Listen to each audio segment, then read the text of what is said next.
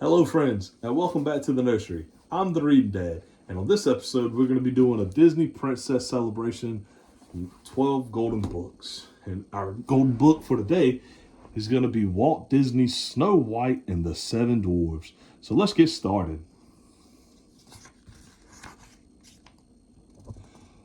Long ago, in a faraway kingdom, there lived a lovely young princess named Snow White. Her stepmother, the queen, was cruel and vain. She hated anyone whose beauty rivaled her own, and she watched her stepdaughter with angry, jealous eyes. The queen had magic powers and owned a wondrous mirror that spoke. Every day she stood before it and asked, "Magic mirror on the wall, who is the fairest one of all?" And every day the mirror answered, "You are the fairest one of all, O Queen, the fairest our eyes have ever seen." As time passed, Snow White grew more and more beautiful, and the queen grew more and more envious. So she forced the princess to dress in rags and work from dawn to dusk. Despite all the hard work, Snow White stayed sweet, gentle, and cheerful. Day after day she washed and swept and scrubbed, and day after day she dreamed of a handsome prince who would come and carry her off to his castle. One day when the queen spoke to her mirror, it replied with the news she had been dreading. There was now someone even more beautiful than the queen, and that person was Snow White. The queen sent for her huntsman. "Take Snow White deep into the forest," she said, "and there, my faithful huntsman, you will kill her." The man begged the queen to have mercy, but she would not be persuaded. "Silence," she warned. "You know the penalty if you fail." The next day, Snow White, never suspecting that she was in danger, went off with the huntsman. When they were deep in the woods, the huntsman drew his knife. Then suddenly he fell to his knees. "I can't do it," he sobbed. "Forgive me." He told her it was the queen who had ordered this wicked deed.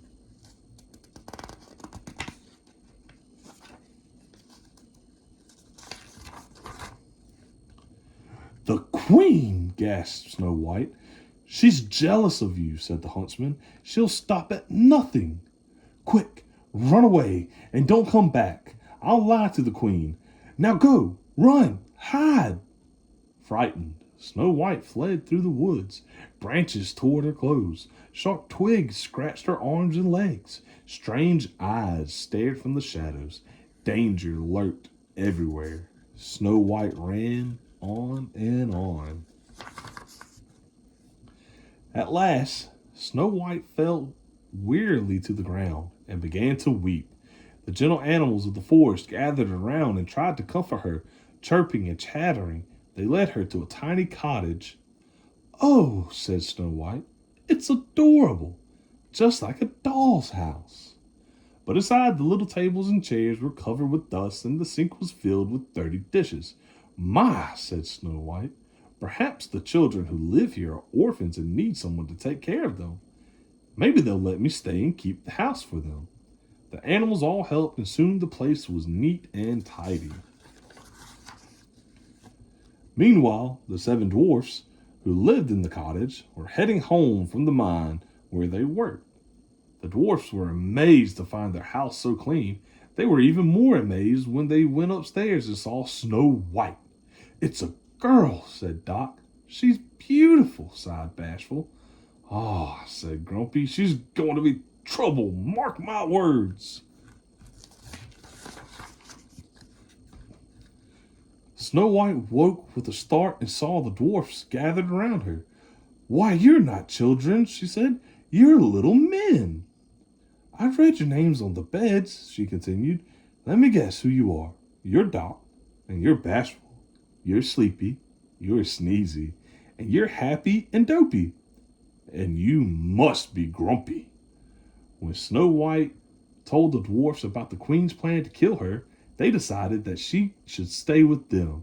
"We're asking for trouble," huffed Grumpy, "but we can't let her get caught by that wicked queen, said Dot.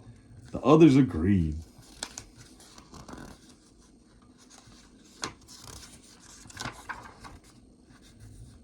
That night, after supper, they all sang and danced and made merry music. Bashful played the concertina. Happy tapped the drums. Sleepy tooted his horn. Grumpy played the organ, and Dopey wiggled his ears. Snow White loved her new friends, and she felt safe at last. Meanwhile, the queen had learned from her mirror that Snow White was still alive. With a magic spell, she turned herself into an old peddler woman. She filled a basket with apples, putting a poison apple on top. One bite, she cackled, and Snow White will sleep forever. Then I'll be the fairest in the land. The next morning, before they left for the mine, the dwarfs warned Snow White to be on her guard. Don't let nobody or nothing in the house, said Grumpy. Oh, Grumpy, said Snow White, you do care. I'll be careful, I promise. She kissed him and the others goodbye, and the dwarves went cheerfully off to work. A few minutes later, the queen came to the kitchen window. Making pies, dearie? She asked. It's apple pies the men love. Here, taste one of these. She held that poisoned apple out to Snow White. Snow White remembered the dwarf's warning, but the woman looked harmless, and the apple looked delicious. Snow White bit the apple. Then, with a sigh, she fell to the floor. Told by the birds and animals that something was wrong, the dwarfs raced back to the cottage. They saw the queen sneaking off, and they ran after her. As storm clouds gathered and rain began to fall, the dwarves chased the queen to the top of a high rocky mountain. Crack! There was a flash of lightning, and the evil queen fell to her doom below. But it was too late for Snow White. She was so beautiful, even in death, that the dwarfs could not bear to part with her. They built her a coffin of glass and gold, and day and night they kept watch over their beloved princess. One day, a handsome prince came riding through the forest.